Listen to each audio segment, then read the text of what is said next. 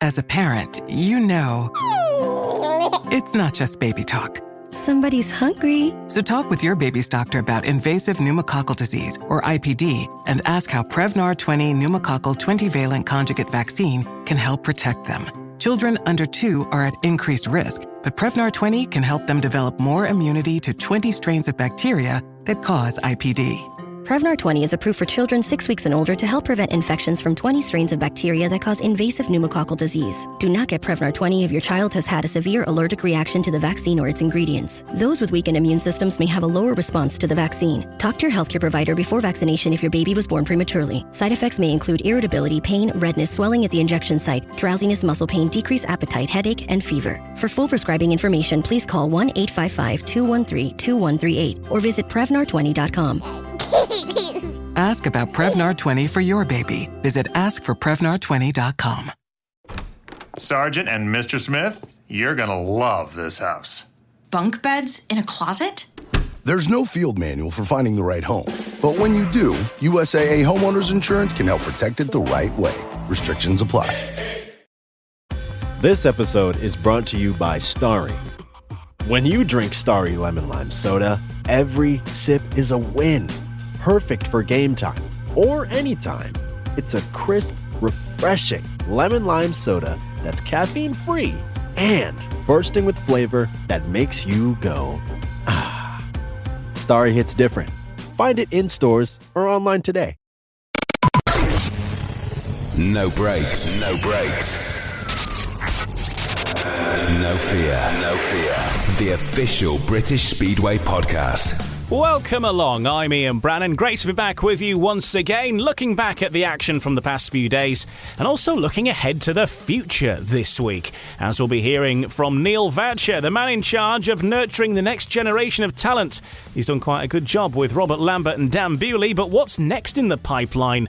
We'll be talking to him in a little while. One of the members who's on the way to stardom, of course, is Leon Flint, who's followed up his success winning the Under-19 title by last week winning the Under-21 title as well. We haven't got Leon, but we have got his dad, Gary Flint. Of course, also the team manager, one of the co-promoters at Berwick Bandits. So we'll speak to Gary Flint in just a bit. And we'll also look back on the action from Monday night. We had another superheat, but this time it was televised and everybody got to enjoy it on Eurosport between Peterborough and Ipswich. Can you believe it? Down the back straight, it's going to be Ipswich's night. Another late show from the Witches sees them claim the 3 points. We've got reaction from that meeting. We'll also hear from Danny and Hume, Rowan Tungate, Simon Lambert, and from Bellevue we've got a quick chat with Mark Lemon as well.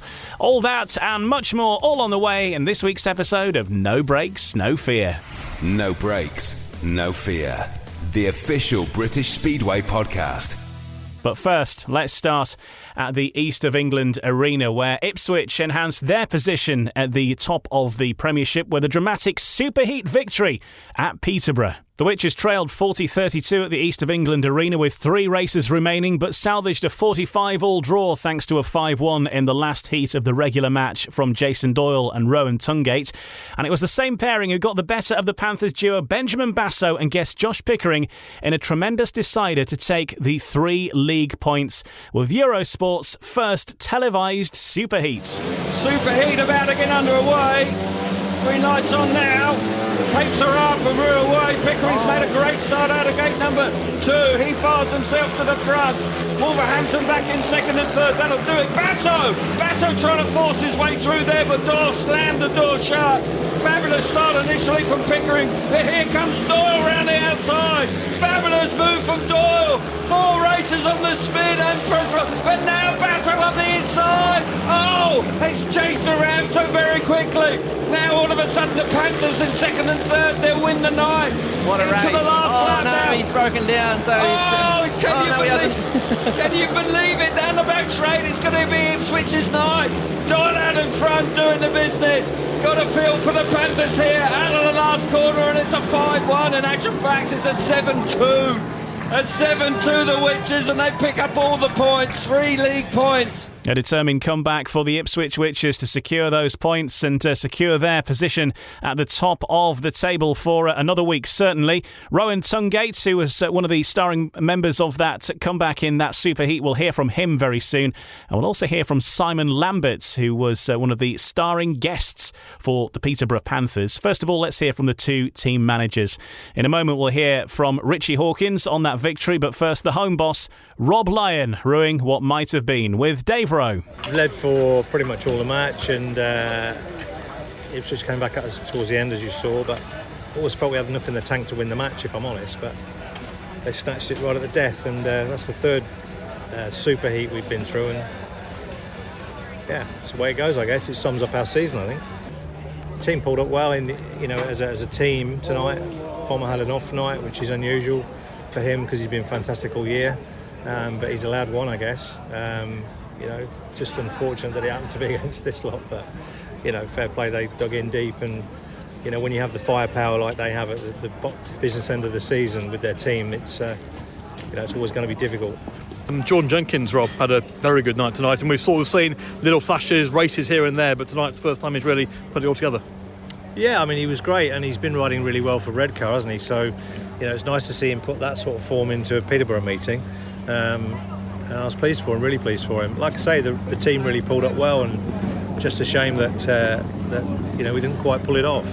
So, mixed emotions on that front. It's actually been a good performance. Your number one has been outstanding all season, just has the bad one, and it's the wrong time for him. But actually, the whole team has done pretty well tonight. Yeah, absolutely. Ironic, really. But like I just said, this guy sort of sums up our season, I think, really. And and the superheat was going really well for us until the very last lap. So, that's just the way it goes. And it happens, doesn't it? It's Speedway, it's sport.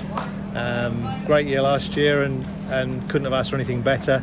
Memorable one, and this year, we're back down the bottom end again. But that's the way sport is, and we just got to get on with it. Can I just ask you something about people who write things about guest bookings and perhaps don't understand the difficulties? And obviously, when there's 6 teams racing, it's very, very difficult. But even when there's maybe apparent options available, they actually aren't. And you must have been tearing your hair out just trying to put teams together for these last few weeks. Absolutely, yeah. And if it wasn't for Dale, to be honest with you, I don't know where we would be, because I certainly haven't got the time to be chasing around for guests in the daytime. And he's done a great job trying to pull teams together. And it takes a long, long time to get a team together when you've got 2 or 3 riders out. The problem we have is when you've got 16s in the Premiership and the other 4 are riding, you've got nowhere to go for replacements. And then you are looking at the Championship, and there's only so many riders in the Championship. Simon, James Wright, Tero Arnio, etc., that are not racing as a double up. So it's difficult, and it's not as easy as it may seem. We don't put weak teams out for the sake of it. We try and put out our most competitive team out we can, and if that doesn't work, we have to put a team out, as we did at King's Lynn last week. And it wasn't for the want of trying. I think we tried 10, 15 riders last week, because bear in mind we had the Rising Star situation to cover as well last week. It's not easy, but I think it's a serious issue in the sport in this country, of the situation we're in. We sort of touched on it a little bit last year, trying to get guests for Ulrich, and you're okay if you don't get any injuries, and you're fine. But if you do, you're going to struggle to get replacements. Could have derailed your title bid when you had Ulrich out. RR is okay as far as it goes, but then you get a second injury, and that is where it really becomes very difficult. Absolutely, and we had a bad start to the year, riders off form, and then we lost Tofty. I think he's had about 5 meetings this year or something, on and off with the injuries and stuff, and we're missing him big time. And you can't replace him with RR, because if your team's not firing, the rest of the team's not firing, it's a struggle, as we've seen. But that's the way it goes. That's Speedway. You have to get on with it, and it's not our year this year, but maybe next year we'll be back up the top end again. Richie, you're getting good at these. Obviously, last heat deciders all season, and second time you've done Peterborough in a superheat. But what a good comeback overall. Yeah, it was kind of sums up our year. We've been like so many meetings. We're top of the table, and I don't know, we're still on negative points difference. It's mental.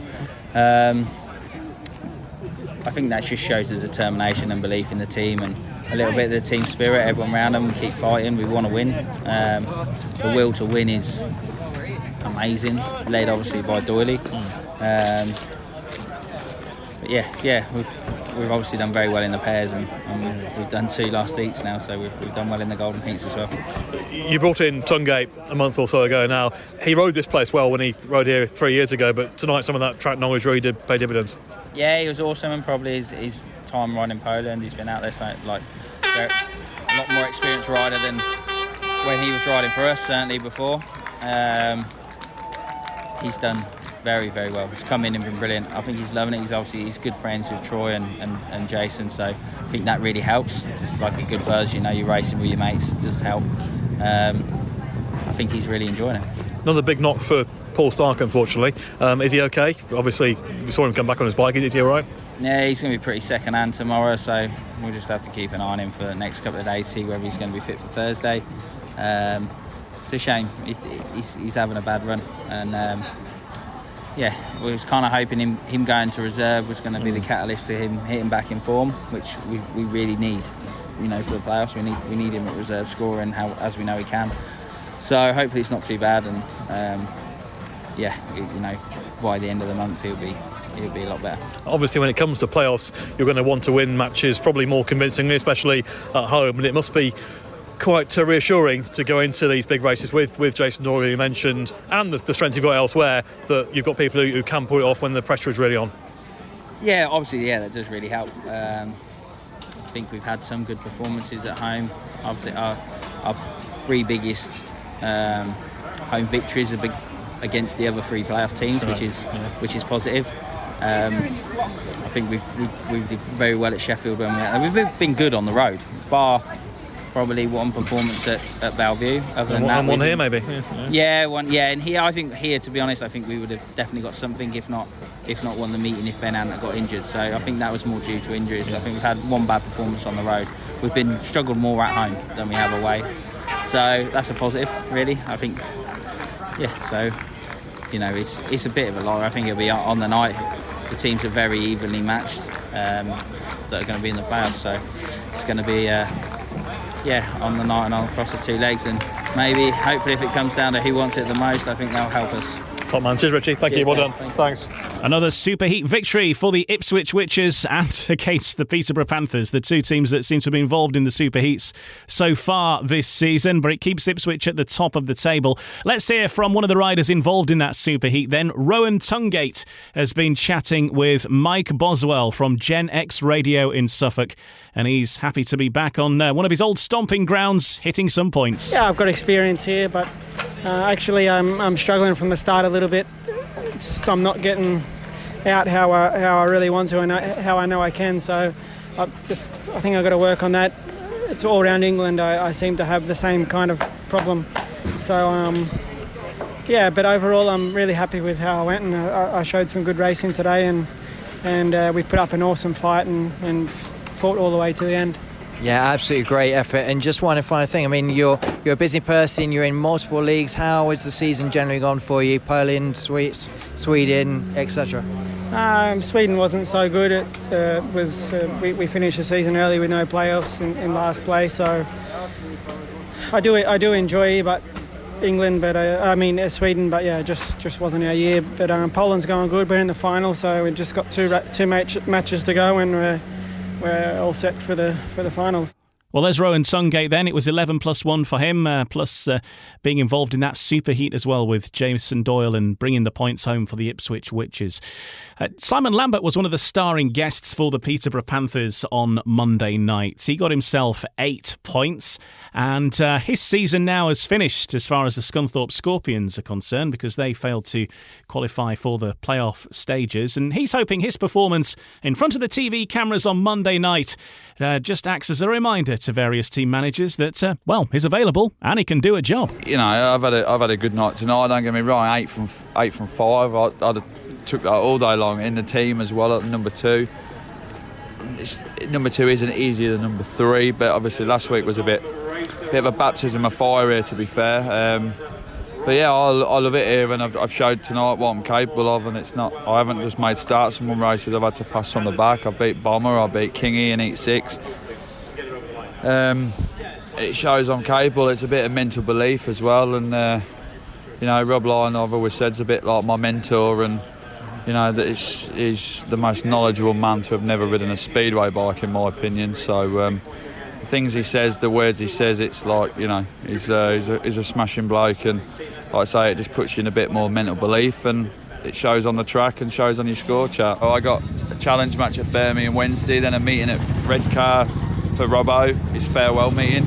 But my bike's always ready, I'm always ready, so I just sit by the phone. If it rings, I'm happy to help out and just do my best and put my name in the shop windows for somewhere next year. Yeah, I think he certainly put his name in the shop window, all right. Simon Lambert got himself 8 points in front of the TV cameras against the team currently top of the table.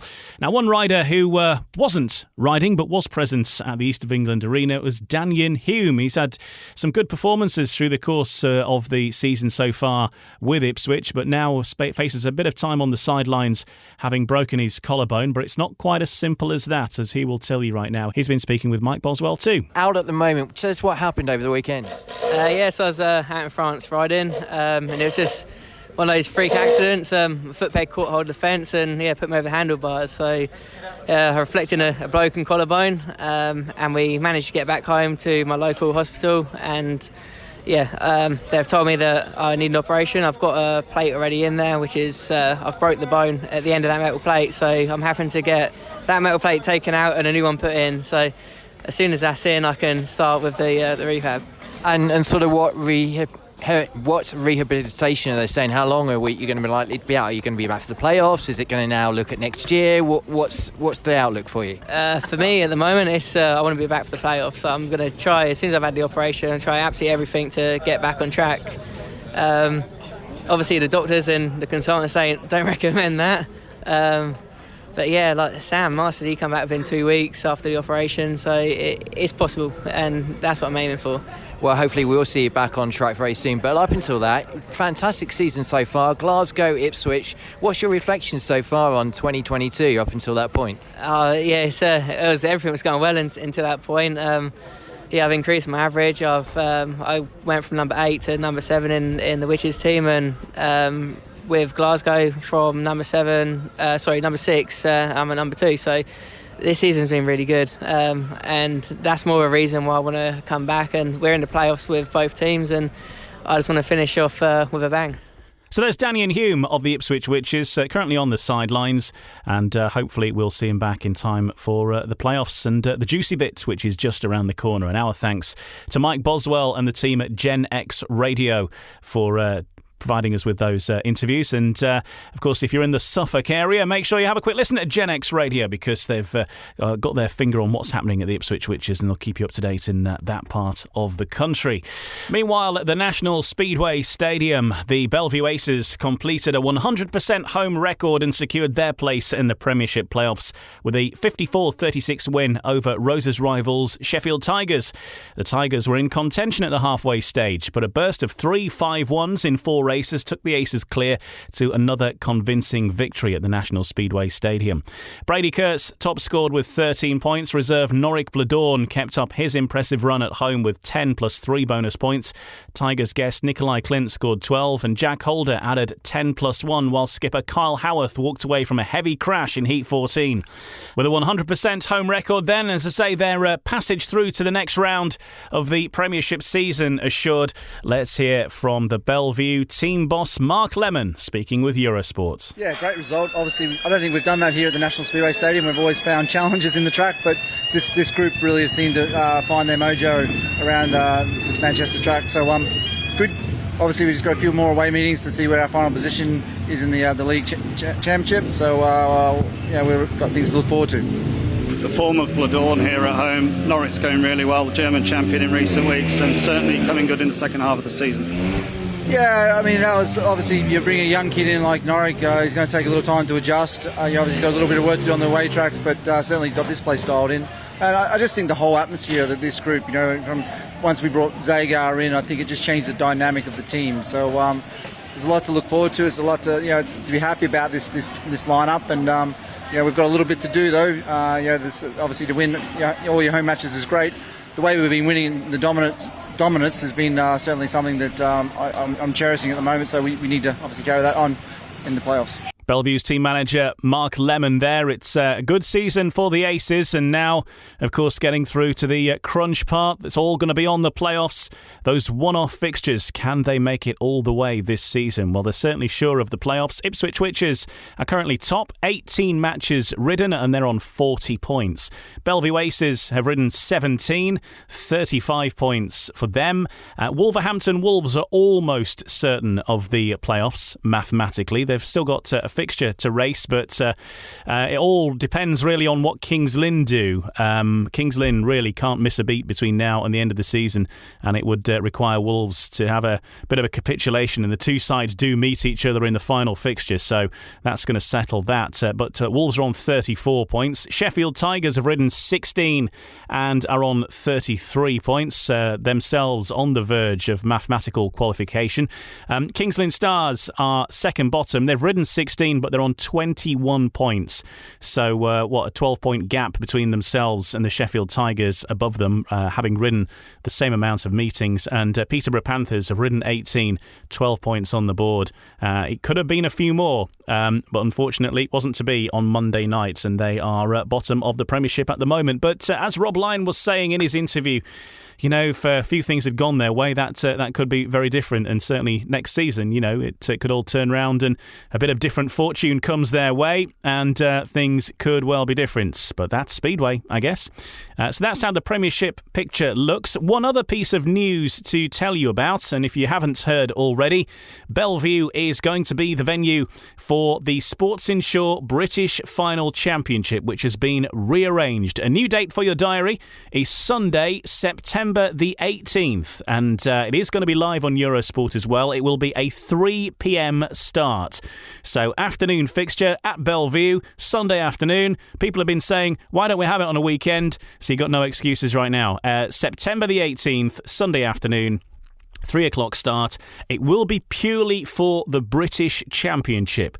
This fixture will have no bearing whatsoever on who gets a wild card for Cardiff in 2023. I know there's one or two rumours going round online, but that is not the case. It will be purely for the British Championship and the British Championship only at Bellevue. Now, if you've already got tickets, or you're one of those who were at the original staging and you haven't got your ticket yet, you are entitled to a £10 discount on admission, and you can get all the details at bellevue-speedway.com for that. So if you did go to the original staging, you can get £10 off. If you bought your ticket in person, you need to bring your original ticket down to the stadium on the day, and you'll get your discount that way as well. And as I say, it will be on Eurosport 2 on that Sunday afternoon, September the 18th. Okay, so that's how things look as far as the Premiership is concerned. Looking at the fixtures in the Premiership, well, we have some fixtures on Thursday.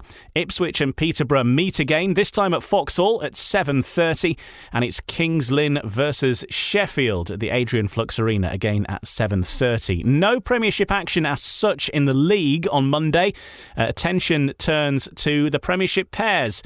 Bellevue's National Speedway Stadium is the location, and that's Monday night, 7:30 the start time for the next round of the Premiership pairs. A thumping win by Ipswich could see them claim the title in that fixture, but Sheffield and Kings Lynn, and indeed Bellevue themselves, can still have a say in what happens in the Premiership pairs. It's not all over by any stretch of the imagination.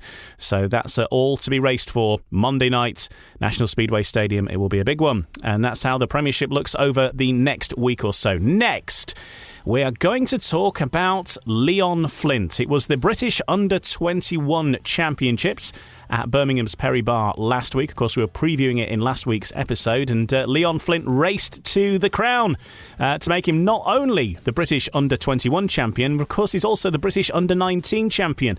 And what a great season Leon Flint has had when you consider all the things he's achieved. 2 titles, British appearances, and of course racing in the British Speedway Grand Prix as well at Cardiff. Just a few of the highlights of his season. Leon's having a well-earned break at the moment, so we've got his dad on. We'll speak to Gary Flint, not only Leon's dad, but also team manager of the Berwick Bandits as well. That chat coming up in the next part of No Brakes, No Fear.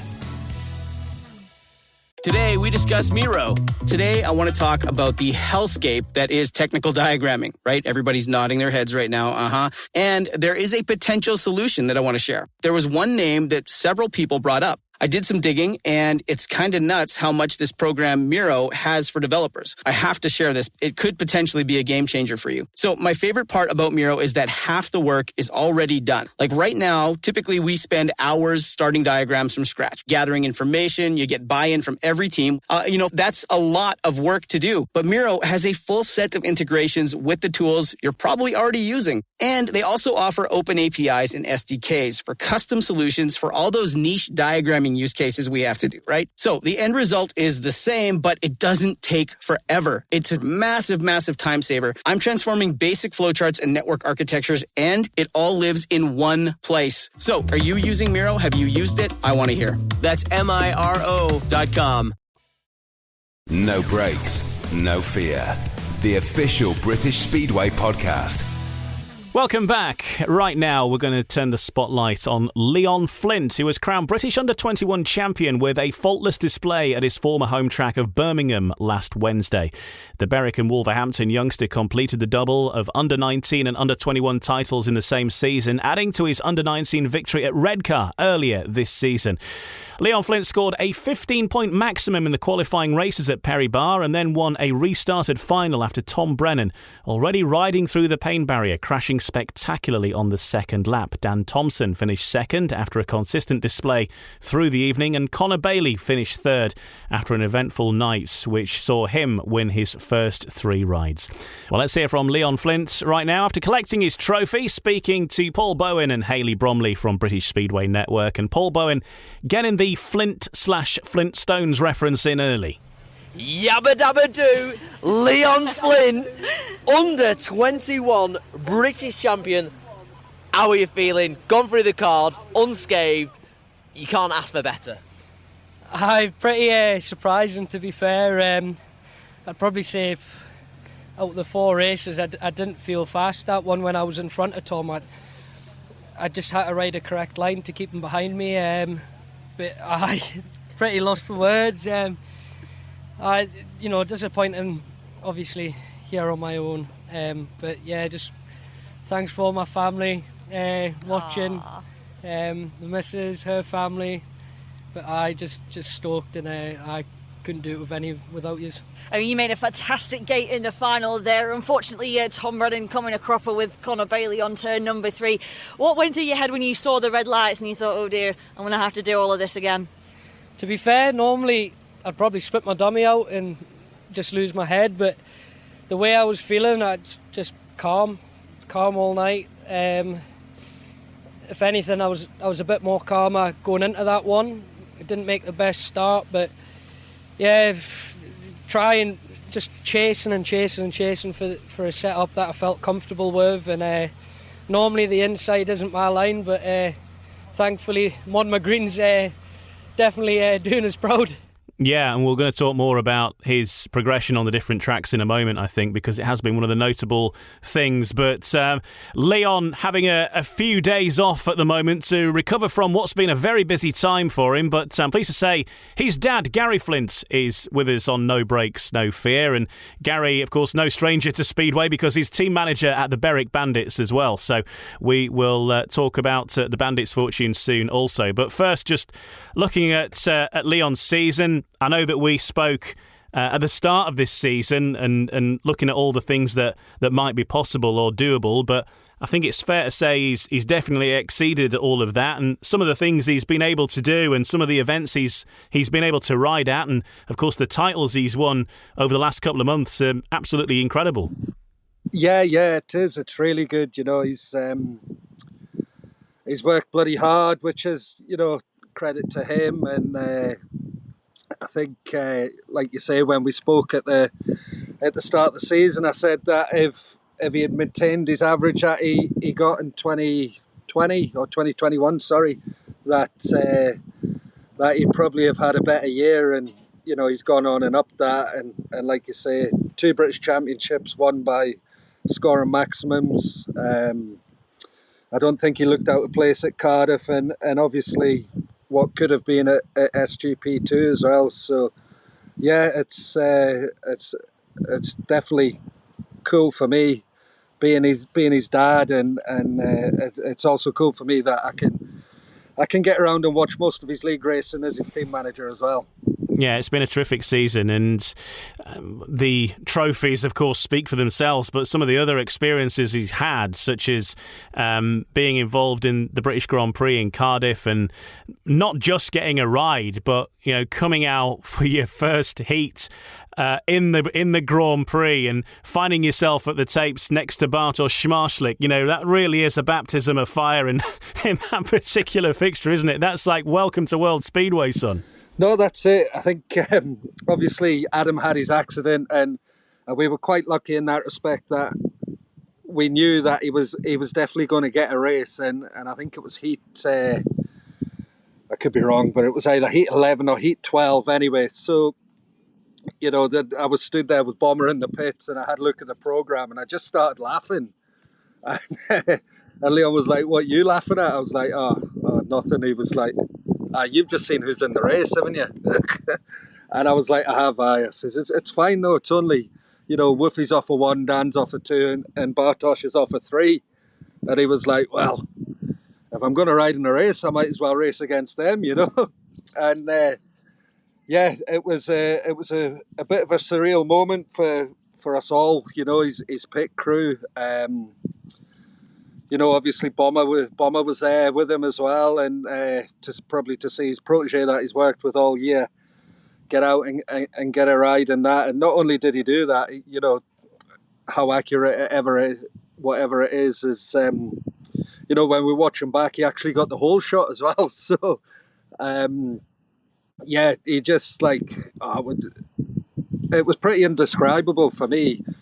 I kind of went to give him a fist pump before he went out for that race, and he just slapped my hand out the way and gave me a cuddle, and I was in bits after that. So it wouldn't have really mattered to me what he'd done in that race, But yeah, he was certainly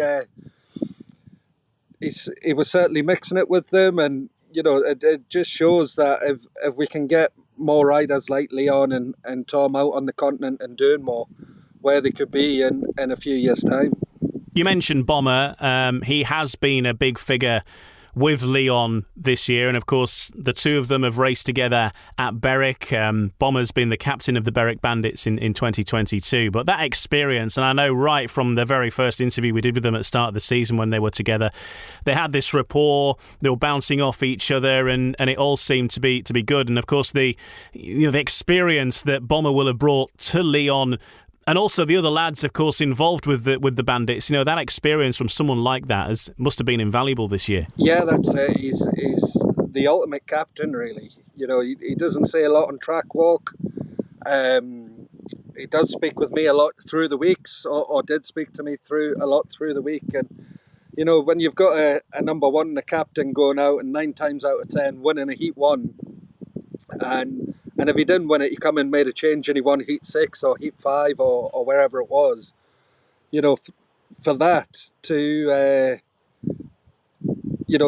go out and spur you on, if that didn't, then you have problems, really. I know Leon in 2019 and 2021 at Berwick, he never really had a number one. We always had a team that was built strength and depth, and it was a bit of an eye-opener for him, and that certainly did spur him on. I think Leon said in several interviews that he's done, he's quite privileged, or maybe not, but he sees a lot that goes on behind the scenes, being my son, and to have a number one and a captain going out giving his all for the club. He says that's what spurs him on to go and do it as well. So they've kind of got a little partnership going on, and it's quite funny because the pair of them are not the cleverest in Speedway, so we get a giggle quite often from them. But no, definitely Bomber's been great with him, and hopefully long may that continue. We've seen Leon progress through the course of the season. I would say that his performances have gone up a notch ever since winning the under-19 title, and he seems to have that belief there all of a sudden now that he can do it. And of course then there was the Grand Prix, and the under-21 title has since followed. But that under-19 title seems to have been really the springboard that's shown him that, you know, you can win these things and you can do it. Yeah, that's right. He, you know, the under-19s, all the pressure was on him, especially with the format. You know, you couldn't afford to slip up, whether it be a mechanical breakdown or a little crash or whatever. You know, you have to generally go through and win all 5 of your heats because there's no semis or finals. So he was pretty calm and pretty cool all the way through until his last race, to be honest. But the way he'd been making starts, I think he was pretty confident that bar mechanical failure that he was going to win that. And you know, he took a bit of a ripping in the Bandits group chat, you know, well done for winning the Kiddies Cup and all that. But you know, he had to be in it to win it, and he went and done that. And I'm pretty sure the next day he got paid max against Plymouth, and then he went to Wolves and got paid 12, and the only points he dropped there was in the RR ride that he took. So that was a pretty cool week for him. And then obviously we went on to Cardiff, didn't we? So he's been working hard. He knows what he wants to do, which is good. He took everything on himself this year because he wanted to learn. He wanted to learn about all of the speedway life, as opposed to just being told where to be and what to do and when, you know. So yeah, he took a lot on himself. To be honest, I'm not quite sure how he's managed to get it all done, but he has. And yeah, like you say, the under-19s certainly spurred him on to better things. It's a busy life, the life of a speedway rider, isn't it? And Leon has certainly been living that dream this last, you know, week or more, because the amount of meetings he seems to have ridden, and some of these places are not particularly close by. He's not been jet setting, he's been driving most of it as well, and it's been a particularly busy time. No wonder he's having some time off. No, that's it. I mean, well, really it was his last 2 weeks from the Wolverhampton had a home match on the Monday, and then he went to Plymouth for that rain off that they had on the Tuesday. Then the Championship, Riders' Championship on the Wednesday, Ipswich on the Thursday. He drove to Denmark on the Friday, rode at Denmark Saturday, drove back Sunday, Bellevue at home, Bellevue away Monday, Plymouth Tuesday, under-21 final Wednesday, Sheffield Thursday, flew out to Prague at 6:20 Friday, rode in Plaza Saturday and come home Sunday. So, yeah, I haven't actually seen him apart from on the telly for 2 weeks. It's been great. So, yeah, he's been pretty busy. And all this that he's achieved, he's done despite having quite a bad injury to his shoulder. He's getting fixed up, isn't he? He's about to have an operation on that at some point to fix that too. Yep. No, that's right. He's due to get an operation on that, hopefully as soon as the season ends in October, and that'll give him 3 months to recuperate for the start of next season. Yeah, and what's the plan then for next year? How do you kick on from what he's achieved this year? Like, you know, we have chats and jest all the time, and you know, he's saying, you know, how long should I stay at Berwick for? How long should I do this? And I was like, dude, that's all up to you. But my gut feeling would be, you know, stay at Berwick until you get to number one, and then go and do what you do, because the rate that he's going at, it could only be another couple of years until he is that number one. So, yeah, I think as soon as he gets this season finished, I know he wants to put on a good show in the British final. and then once that's out the way, he's obviously got the playoffs with Wolves. Fingers crossed, and then we'll get him operated on. And whilst he's recovering from that, we'll sit down and start planning next season. I think it'll be a big year for him in the under-21s again. I know he'll want to certainly qualify for the SGP2 after he missed out on qualification for that through injury. So that'll be one of his big aims, and obviously to get the under-21 title again. So he's kind of quietly went about things. I think that's kind of a bit of a blessing with being up north. You're not in the spotlight so much, so we kept him up under the radar for quite a while, and now he's got 2 British championships. There's not a hope in hell of doing that, is there? So he'll have to work hard in the winter again and make sure that he carries on progressing. Well, I suppose he's got a good mix of tracks that he rides in Berwick, of course, being a big fast track, and Wolves being a much tighter technical track, and that must be good for his overall education as such of the different tracks he's going to face. Yeah, I was probably a bit sceptical in him going back to Wolves, but he made that choice, and he certainly proved me and probably a lot of others wrong. My view was he had such a good year at Berwick the year before, having a good home track advantage that gave him the confidence to go to the away tracks and beat the better riders. So I thought if he had done that in the Premiership, he'd maybe push on, but he wanted to go and prove a point and show people that he could get around them tracks, and he's gone and done it. So I tip my hat off to him for that. Yeah, I remember that performance at Edinburgh where I think it was against Plymouth, wasn't it? And he was riding at number 1, and I remember the jury being out, and of course Plymouth have had a few number 1s over the course of the season, and people saying, I can't believe that Leon Flint's going to be number 1, but he showed everybody that night and really delivered some big points. Yeah, it was good for him, and even when we moved him to number 5 with Berwick, his first meeting at number 5, you guys were down at Poole with BSN, and the 3 races that he finished, he didn't actually look like he was ever going to be beaten. And he just thrives off, I wouldn't say it's pressure, but he thrives off wanting to take that next step and getting to the next level.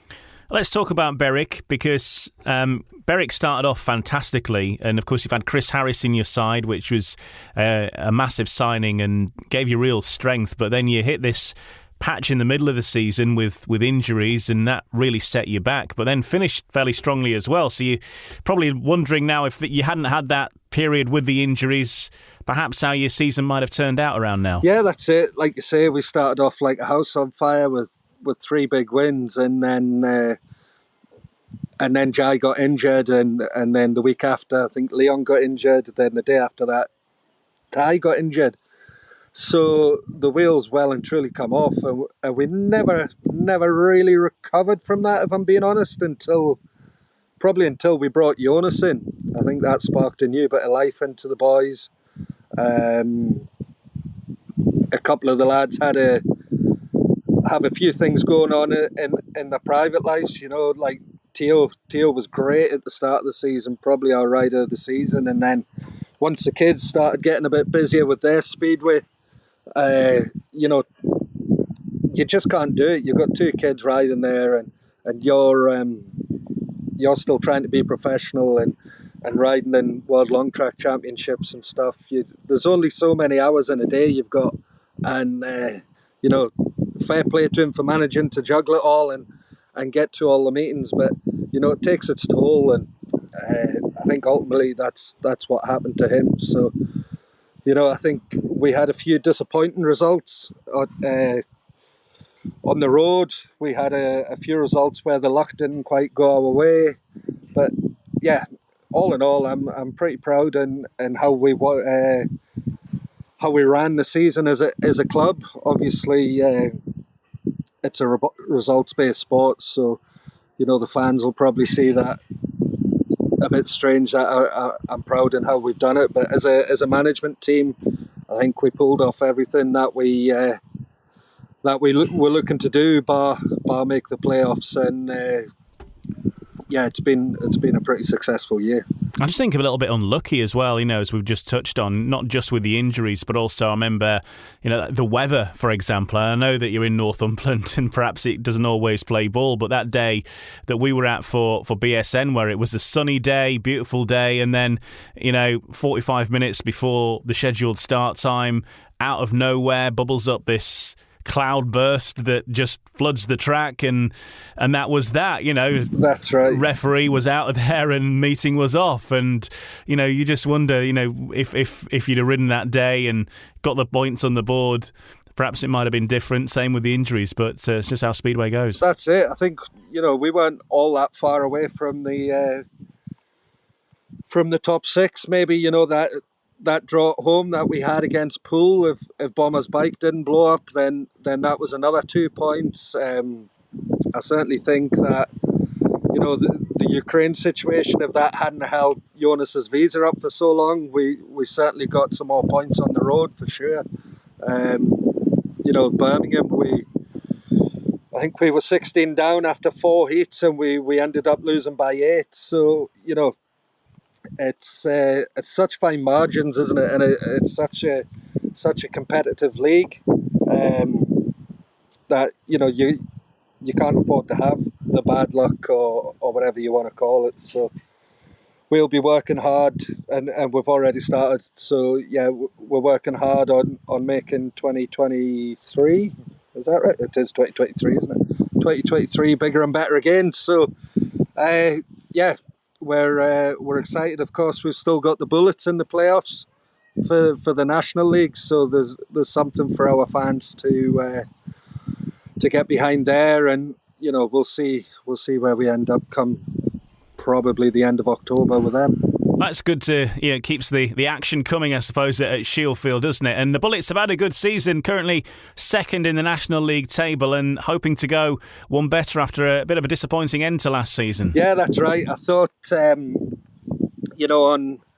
on Sunday we were at Mildenhall again there, and Ace had that crash in Heat 1, which was pretty much a carbon copy of kind of what lost us the league last year at Mildenhall with Ben Rathbone. So I was kind of thinking, oh Christ, not again, here we go, but luckily Ace is, he's just got a bit of concussion, and he'll be back in a month's time. So it's great fun to be part of. The lads want to do it so much. They all want to learn and progress as riders and be part of a team and a club, and it's great fun for us to be around. And if we get to bring one or maybe 2 riders through into the Bandits, then I think it's done its job. Yeah, and we should say happy birthday to Ace Piper for this week, and hope he gets well soon, because it was a big spill he had last weekend.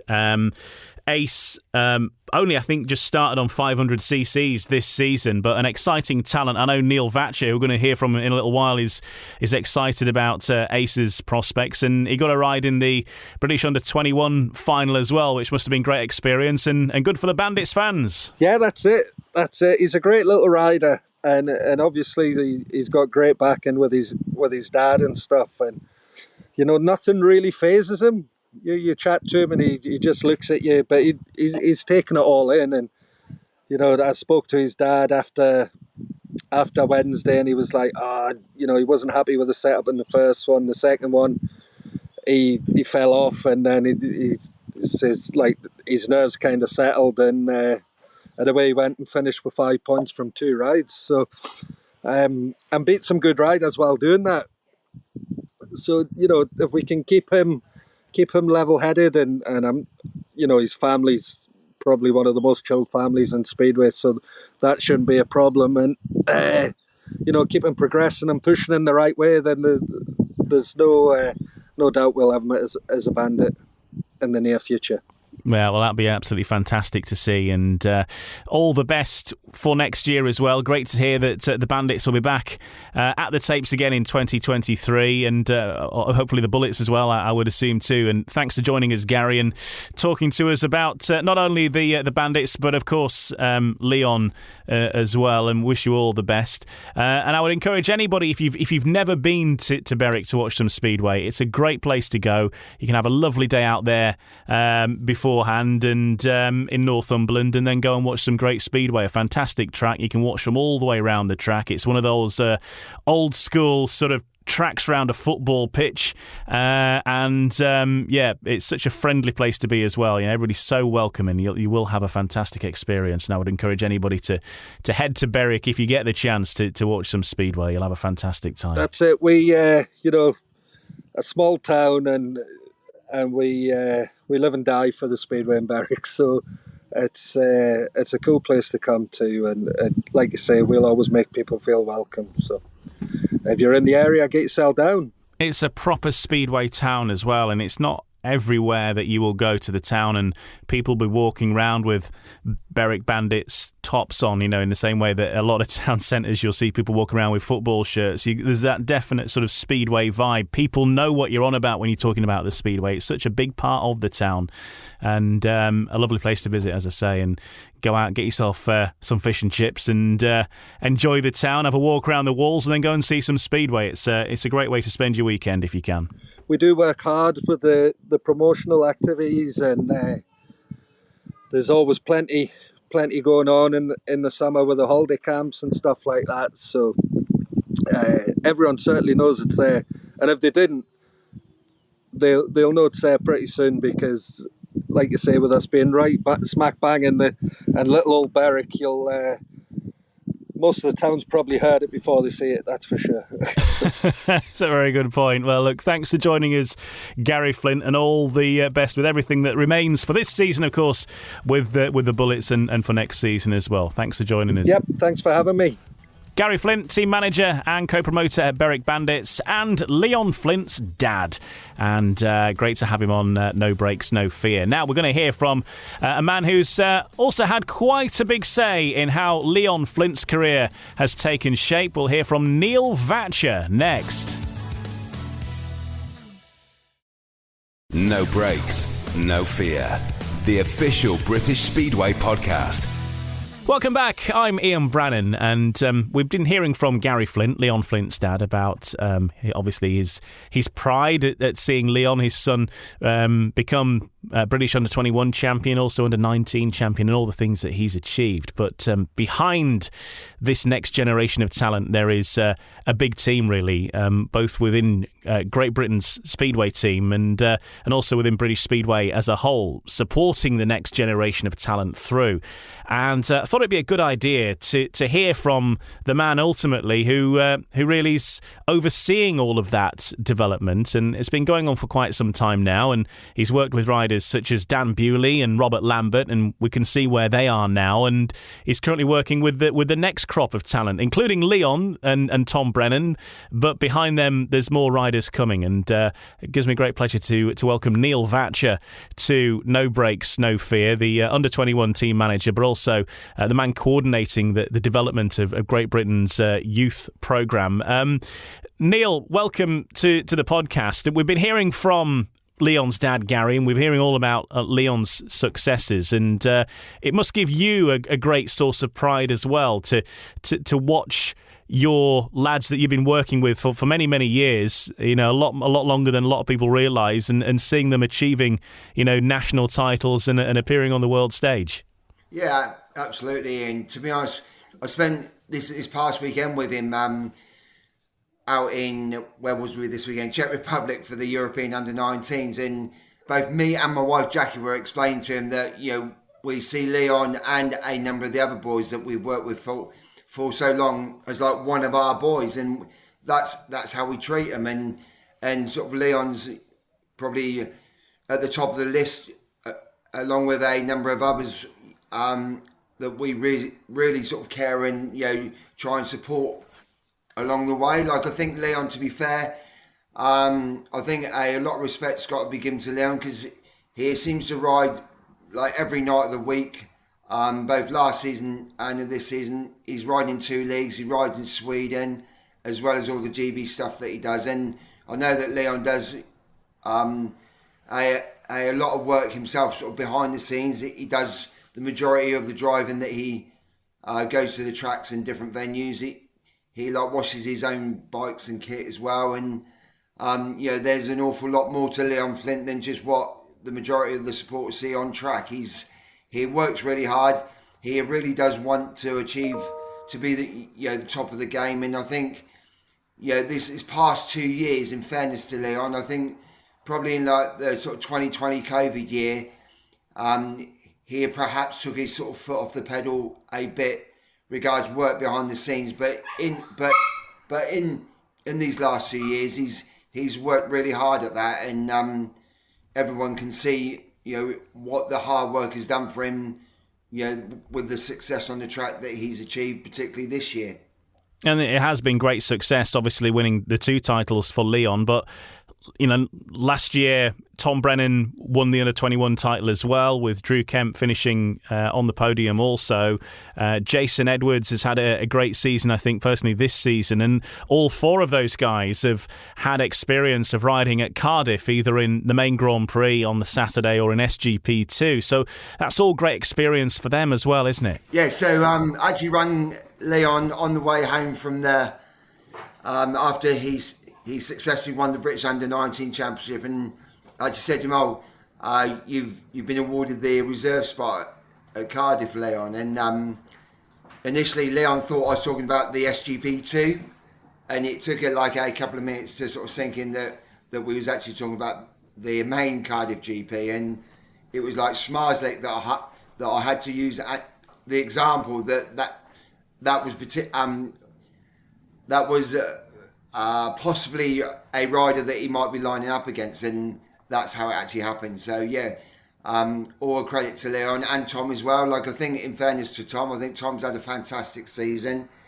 It was just unfortunate that he had that big crash at Wolverhampton last Monday prior to the Under-21 final. Otherwise, I think he would have pushed Leon perhaps a little bit more than he did. But I think without doubt, we're sort of coming to the end of the season, and 2 very big success stories this year is Leon Flint as well as Tom Brennan as well. So, it makes us feel very proud that it shows that the system has worked. And I know that someone posted a picture on Facebook yesterday of like the Thompson twins, Jason Edwards, Tom, Leon, Nathan Ablett from like 5 years ago, and all those guys there now, they are all achieving what we hoped that they would achieve. And as I say, like, it's all a credit to the system that's in place.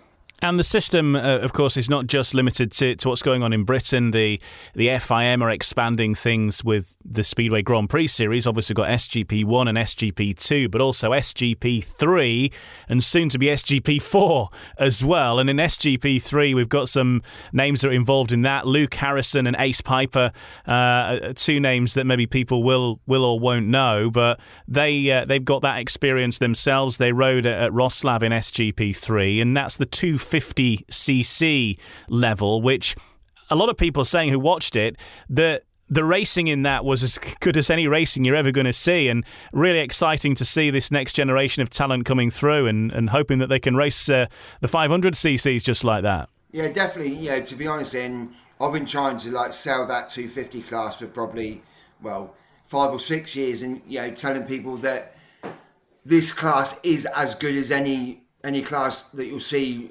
on any night of the week. And I know that Chris Louie and Kelvin Tate were actually commentating on the SGP3, and probably like most people prior to the event, didn't know nothing about the event, didn't know hardly any of the riders, but then afterwards, after seeing the SGP3, were massively impressed with it, and agree with me that the racing is, this probably sounds a bit extreme, but some of the races for sure are as good as the races that you're seeing in any GP or SGP2 or any other races around the world. And again, for me, that's a real exciting class, and Great Britain have got 3, 4, 5 guys in that class now that without doubt will be the next Tom Brennan and Leon Flints in the next 3 or 4 years' time.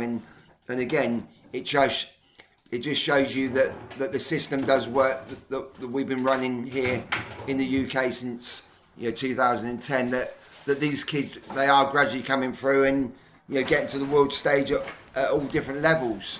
You can see into the future a little bit, Neil, because you can see the talent coming through better than anybody else. And obviously, we're aware of your first products that have made it through onto the world stage in Robert Lambert and, of course, Dan Bewley. We're well aware now of Tom Brennan and Drew Kemp and Leon Flint. But who's next? Who's coming up next? Who are the guys in the 250cc class now? Looking to move into that same sort of sphere as Tom and Leon and maybe Robert Lambert and Dan Bewley in a few years. In Roslab, we had 3 15-year-old boys riding there, which was Luke Harrison, Ace Piper. Probably people would know Ace a little bit more because Ace has been riding nationally for Berwick this year. Ace has actually just turned 16 today, actually, as it happens. And Max James. Both Max and Luke turned 15 sort of during the summer, during June and July. So, perhaps the British public don't know them so much because they haven't had National League spots. But all 3 of those kids, providing that they keep working hard, keep grounded, there's absolutely no reason why as I say, in 3-4 years' time, they're taking part in the SGP2, and hopefully 6 or 7 years' time, or maybe a bit sooner, competing in the SGP1 or the SGP. Sort of looking back to it only feels like yesterday that we was working with Robert and Dan, at this level, as in sort of SGP2 level or under 21 as it was then. And now, I'm sure that we're all watching the last Grand Prix, coming first and third in the Grand Prix. And as I say, it only feels like yesterday that we was doing the work that we're doing with Tom and Leon today, that we was with Dan and Rob, not so long ago. So if they keep working hard, as I say, keep grounded, perhaps achieving the greatest goal isn't too far away. It shows it's achievable, doesn't it? Whatever stage you're at, that, look, there's a couple of guys who are on the podium in a Grand Prix event. They've come through this very programme. We've helped point them in the right direction, and really it's down to you guys now, and we can give you all the tools, and it's up to you whether you get there or not, really, in many ways. Yeah, absolutely. And I think it's great for everyone. Again, we were talking to Leon this weekend, about possibly doing some form of sort of training schools for the younger guys, because, for the Luke Harrisons and, riders under him, William Carnes, Ashton Vale, Leon Flint is those, and Tom and Drew Kemp, those are the guys that the younger guys sort of look up to and want to be. And as I say, we discussed with Leon about, perhaps doing some form of training schools during the winter or pre-season to include those guys with the younger guys, so they can see that, as I say, their goals are achievable in a not too distant future. And if they work hard and, as I say, keep working hard, then those goals are definitely achievable. And with the system that the FIM's got in place, as you quite rightly said, Ian, with the SGP 3 and 2, you can see where you want to be now, rather than perhaps having sort of no focus previously. Yeah, absolutely. And we've talked about our prospects, but you also work with these international events, so you get to see what the other countries are bringing through. What's the prospects like around the rest of Europe with Poland and Denmark and the other countries? How are they shaping up for the years ahead? And also Tell us about the Under-19 European Qualifiers, which was your most recent event you attended at the weekend just gone. It was a tough time in the Czech Republic, but you were there with Dan Thompson, Jake Mulford and Leon Flint. So a tough experience, but there were some positives to take from it and a good learning experience maybe. Yeah, definitely. Yeah, to be honest, we went into the weekend knowing that it was going to be a really tough event. Like I sort of did in my press release prior to the weekend, that because the other qualifier was the same weekend as the Speedway of Nations, all the top under-21 guys were in this qualifier because like the under-21 guys that were involved in the Speedway of Nations were obviously not available for the previous qualifier. So we always knew that this was going to be an extremely tough event.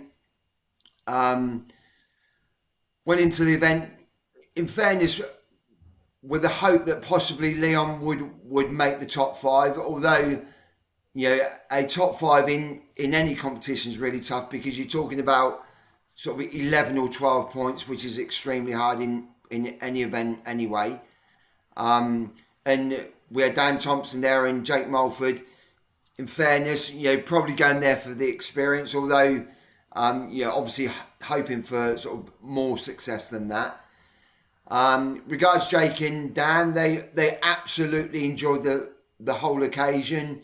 Came out of it, both scored 8 points from their 5 rides, which was a massive achievement for them both. Both of them said that they learnt loads, thoroughly enjoyed it. Really pleased that they got the opportunity to be involved, and hope to be involved in more events in sort of 23 and sort of going forward. So for me that was absolutely worth taking those 2 boys. Regards Leon, I think it's fair to say that he was disappointed with his performance himself, because of the hectic schedule that Leon had last week. He rode well. I think he's been away from home for 14 days prior to the weekend, and it was not only impossible for him to get his own equipment to the Czech Republic, so he ended up using some of Sam Masters' bikes, which is never ideal, using someone else's equipment. And I'm sure Leon would say himself that he was disappointed with the result, but that's not dissing Leon at all, because he's had such a fantastic season, as we said at the start of this podcast. And again, it's something for Leon to sort of learn from and take forward. It doesn't hurt now and again to get a sort of little knock. It keeps you grounded, and it wants you to achieve more going forward. But as I say, regards Dan and Jake, it's fantastic. They've still got another year at the under-19 level, which is really good. So hopefully we can introduce them to those competitions again next year, and they learn from Saturday and take it forward, sort of going forward. Regards to your first question, regards sort of World Speedway, I would say, still, honestly, I would still say that, Poland, Denmark, Great Britain are the top 3 nations. Possibly Poland and Denmark at all levels are probably maybe half a step in front of us, and we're sort of clutching onto their sort of shirt tails to keep with them. But although I'm obviously biased towards Great Britain, I do feel that we are probably still the 3rd best nation worldwide, and important that we just keep working and keep giving these guys the experience to keep on their tails really, and don't let them sort of steam too far ahead. And again, going back to the Robert and Dan story, at that level, perhaps we are above, Denmark possibly and on level with the Poles. But certainly at under 21 and sort of junior level, I would say that Poland probably lead it. Denmark would be the 2nd best nation, with us clutching on to the 3rd place currently. And how would you assess the season? I mean, we're getting toward the back end of the season, I suppose, now, and probably a decent place to have a look back on how things have gone. I think we've had success in British Speedway through the likes of Dan Bewley, of course. We still made the podium in the Speedway of Nations overall, but from your point of view, looking at the whole season, I suppose, with your various hats on, what's your assessment of it all? Yeah, I think it's been a fantastic season. If regards to the Speedway of Nations, Great Britain was the only country to get a medal at both senior and junior level.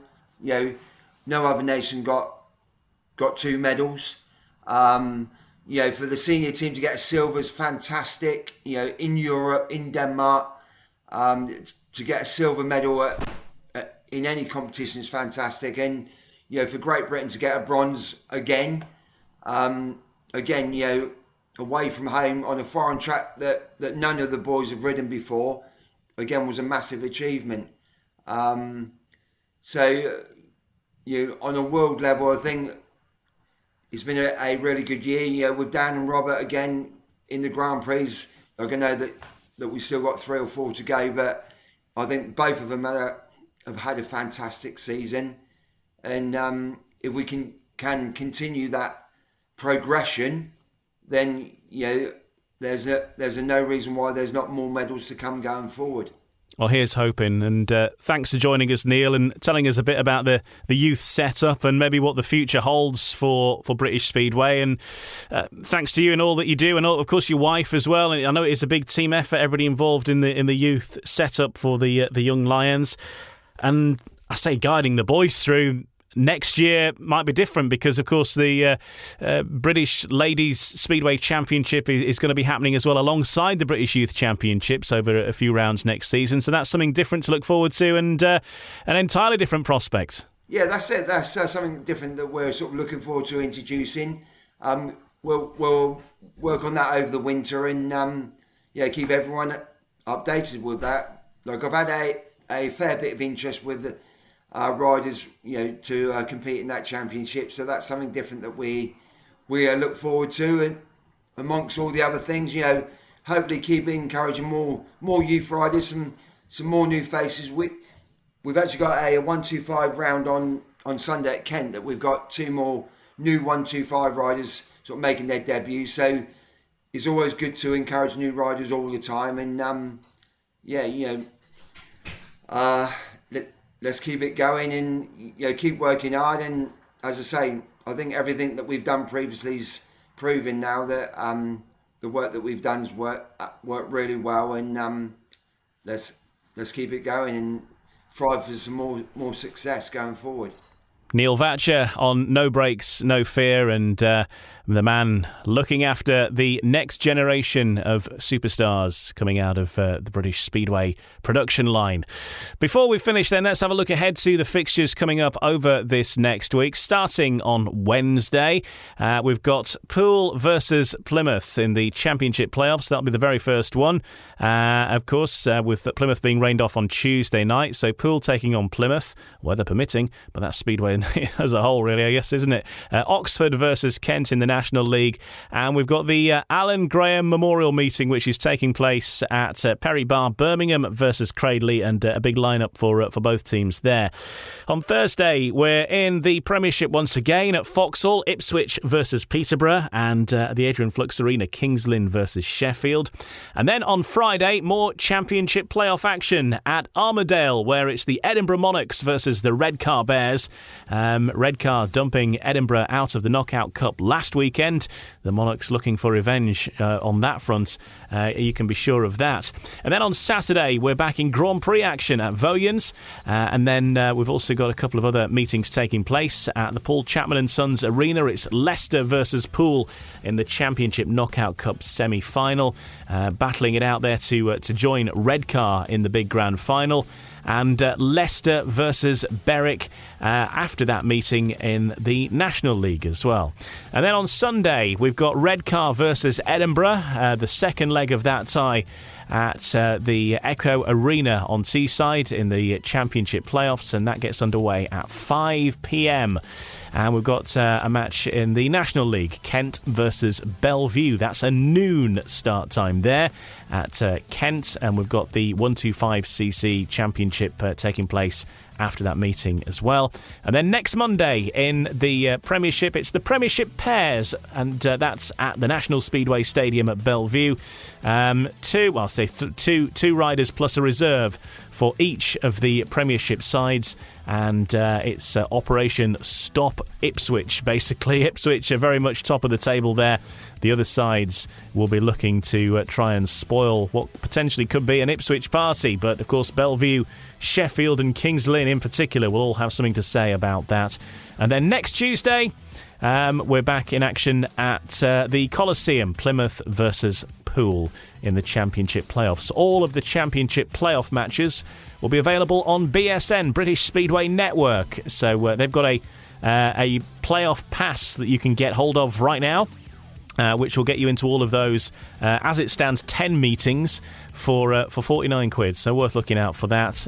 If you want to see all of the Premiership playoff matches, the semi-finals, and of course the grand final as well, when that happens later this month or maybe into October. We'll wait and see what the weather delivers on that front, of course. Thanks for joining us this week on No Brakes, No Fear, and we'll be back with you next week here around about Wednesday morning. The next episode will be out. In the meantime, enjoy your Speedway over the next 7 days, and we'll join you on next week's episode of No Brakes, No Fear. Take care. No Brakes, No Fear, the official British Speedway podcast. Sports Social Podcast Network.